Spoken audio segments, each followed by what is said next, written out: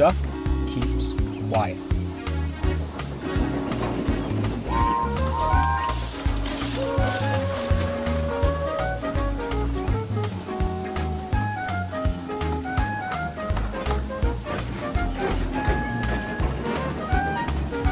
Engines from the other railways sometimes traveled to the big station at the end of the line. They often stayed the night and left in the morning. The engines enjoyed having visitors, but the feelings weren't always mutual.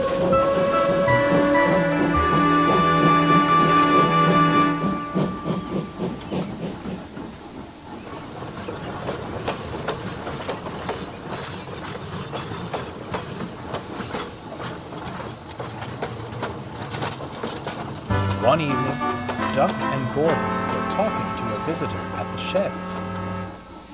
"I travelled to London in my younger days," Gordon reminisced. "Do you know the place? The station's King's Cross."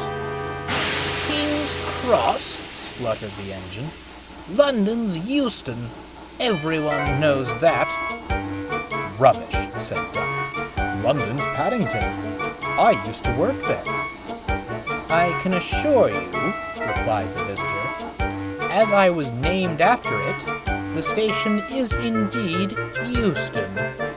"Silly name, if you ask me," muttered James, who was desperately trying to sleep. "It hasn't been that long since I worked there," continued Duck. "It must still be Paddington." "The good thing about shunters on my railway," interrupted Euston, "is they know their place and keep quiet. Manners you seem to have forgotten, much like the station name itself." Duck was incensed. "I do pity you, isolated on this island," he continued, looking at Gordon. "It's tainted your idea of what hard work means. Why, it'd take 3 of your express runs to make up 1 of mine. No wonder you don't remember our station name. I'd say come to London and find out for yourself, but that would never happen." Euston chuckled victoriously and fell contentedly to sleep. Duck and Gordon shared looks of disdain. Early next morning, the island was blanketed in fog.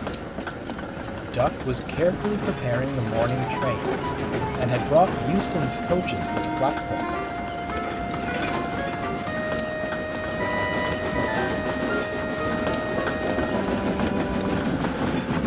Just then, the station master appeared. "Sorry, Duck. Could you move those coaches to platform 2? Less points to change if James's dairy train leaves from platform 1. Duck obliged, and swiftly moved the coaches to the next platform.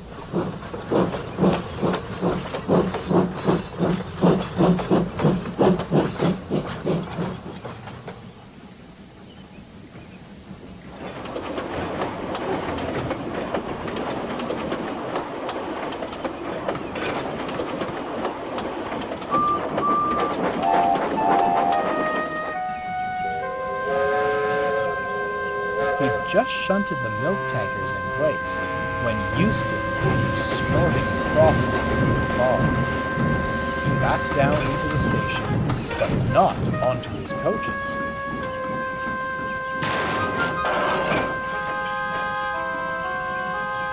"What are you doing?"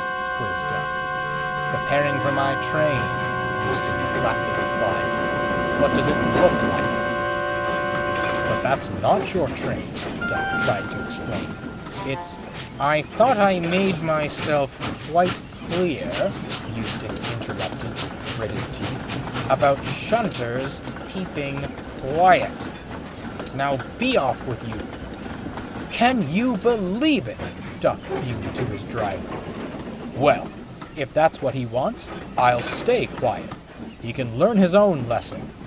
If that silly engine won't listen to you," frowned the driver, "perhaps he'll listen to the station master." Unfortunately, the fog had crept through the station. Try as he might, Duck's driver couldn't see the station master, though they walked past each other several times. The guard blew his whistle, and Euston left, none the wiser.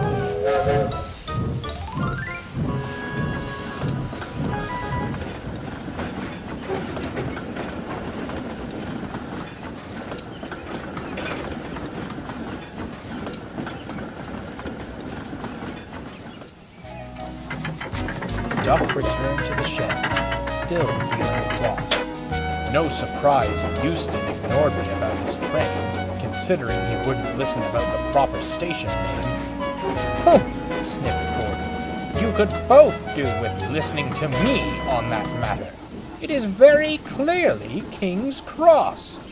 Before the others could reply, the yard foreman came running. "That Euston's gone down the branch line. Gordon, you must take his return train. It can't be delayed any longer. James, the express for you." Gordon and James didn't need telling twice.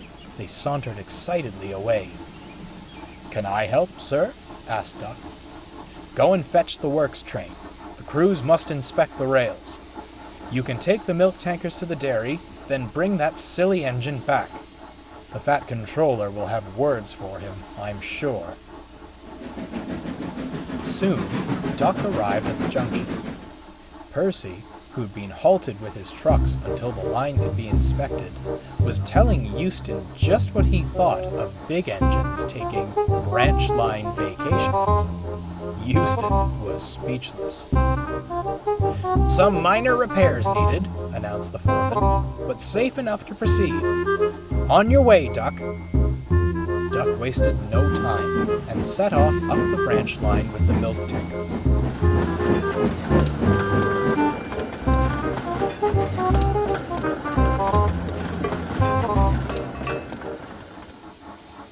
When he returned, Euston grimaced at him.